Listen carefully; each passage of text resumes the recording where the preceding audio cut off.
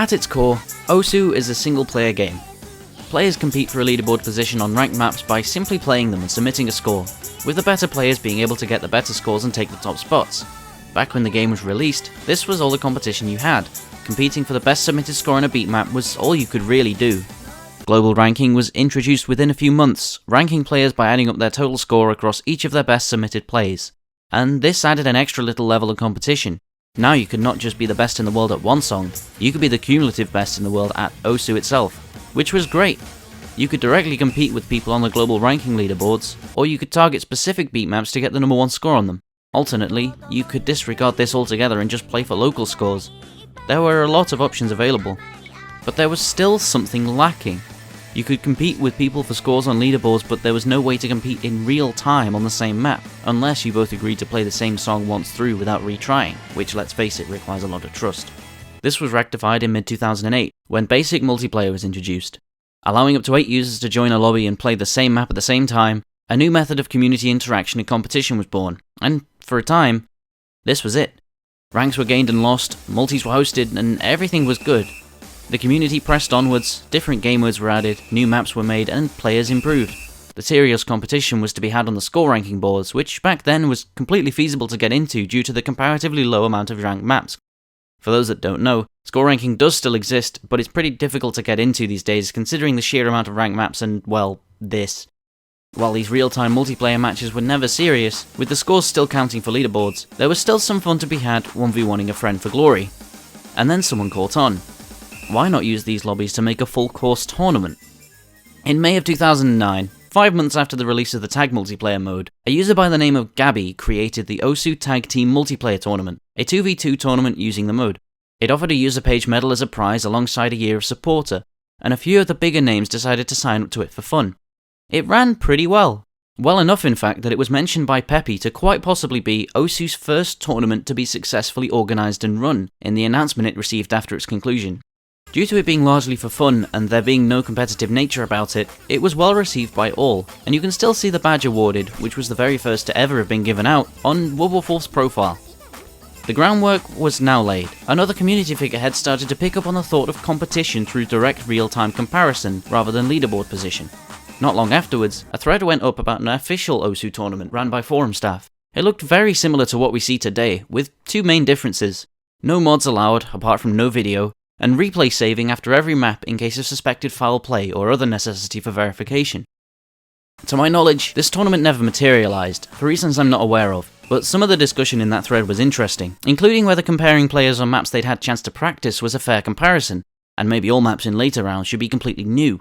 A reply to the thread also contained the first mention of a World Cup-style country-based tournament.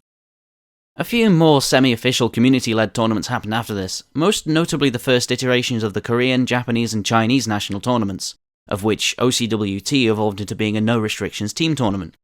They ran with very little issue, and the winners received profile badges to mirror Tag's first prize. And in January 2011, a short while after OCWT, the World Cup thread was posted.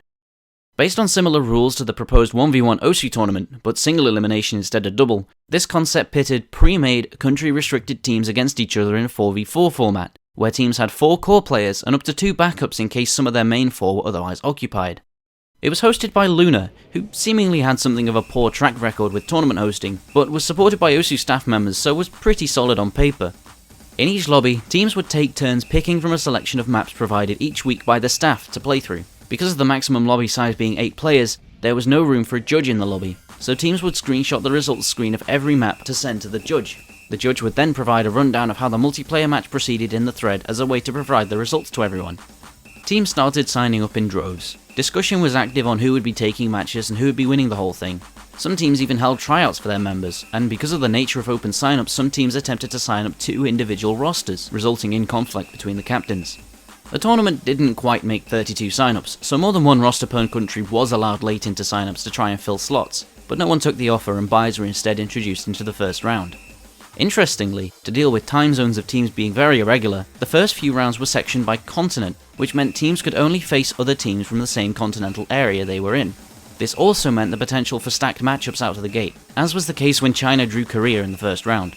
This was met by backlash from players, however nothing was changed and the matchup stood.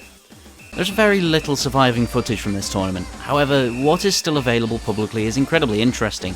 The tournament client, if you could even call it a singular client, was very rustic, only showed 2 players per side and had no synchronization between players, making it very hard to tell who was actually winning at times. Still, the tournament proceeded with the live streams being more for proof and for archival purposes, and apart from the early rounds being best out of 3 maps, not much was to be criticised. The tournament was running well, matches were being played each weekend, and everyone involved was having a blast with the whole thing.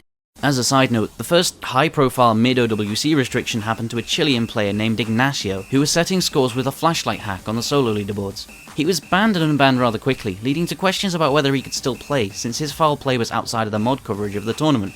It was decided here that any foul play or cheating would result in the complete exclusion from official tournaments. Then an earthquake hit Japan. The tournament was postponed for a week, and ultimately the Japanese team had to pull out completely. The rest of the tournament was then dedicated in respect to them, which Luna didn't exactly live up to.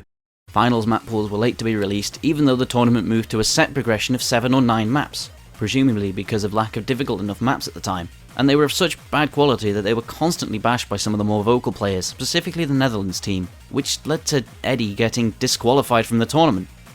The World Cup had now dissolved into a bit of a mess. While the complaints were relevant, they were rather rudely put, so the disqualification was fair, but there was a lot of blowback from players on this, as well as the timing of the disqualification not helping Luna's case at all. So Luna abandoned the tournament. The thread was locked for a short while until it was picked up by the contributing staff members, and both the grand final between Taiwan and the Netherlands, and the third place match between Chile and Korea were held. The grand final specifically is still available to watch through downloadable MP4s, which I thoroughly recommend to anyone interested. The Netherlands started the match a player down, and Lesja's tablet pen broke immediately after the first map, so through a series of unfortunate events, Taiwan were able to take the victory. A rematch was discussed, but ultimately never materialised, and with that, the 2-month-long ordeal was drawn to its conclusion. Profile badges were awarded, teams were congratulated, and nobody expected much more for a while at least. Later that same year, OWC 2 was announced. It had a remade staff lineup but a very similar rule set, except with the addition of a group stage to attempt to make matchups in early rounds much more fair than last tournament. Teams were seeded on the basis of staff judgment of skill rather than direct rank-based seeding as is employed now. The tournament had organisational issues, but different ones to the first iteration, namely that the host would go MIA for weeks at a time, and matches were being postponed by weeks and almost months at once. The tournament ran on for almost half a year, after which Korea were crowned winners and the whole thing was concluded. However, despite the issues plaguing it, it was still well received by players and an enjoyable experience for those participating. And the year passed, as years tend to do. The next OWC announcement came at the same time of year as OWC 2, with another shake-up of staff and rules. With this tournament came the first appearance of segregated mod categories, which teams could pick one map from each. The team roster size grew from 6 to 8 players, and sign-ups were first come first served. Teams could also now substitute one player per map. Combining that with an individual map categories, a lot of strategy can be employed on when to pick a certain mod, and knowing which players were strong with what on the opposing side was a large advantage to be had. The tournament was also far more strict with schedules, and no weekend delays were allowed at all due to the expanded team size. Instead, schedulers were introduced to mediate teams and make sure that a suitable time was given for both teams through attempting to make a compromise between both sides' stated availability for that weekend. With the exception of a few sizable arguments between players and staff, which were all resolved and mutual understandings reached, the tournament proceeded without any real issues. The strict organisation was integral in making sure the tournament was a success, and made for a big contrast when compared to how delayed and messy its predecessor was. This format would largely stick.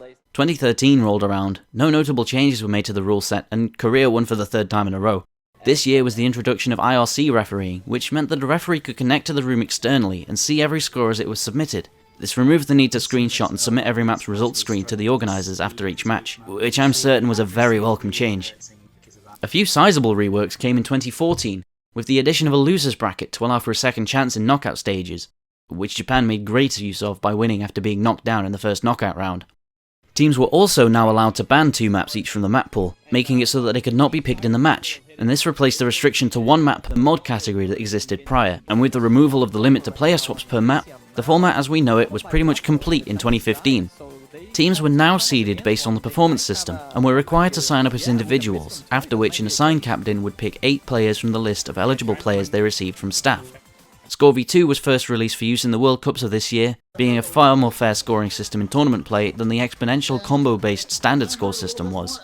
It was also the first year a non-Asian team was able to win the World Cup, through hard work and a very clutch tiebreaker.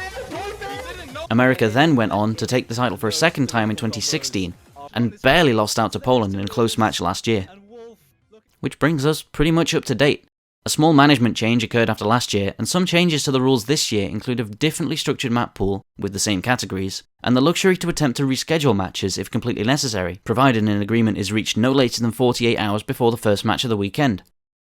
So, where to next?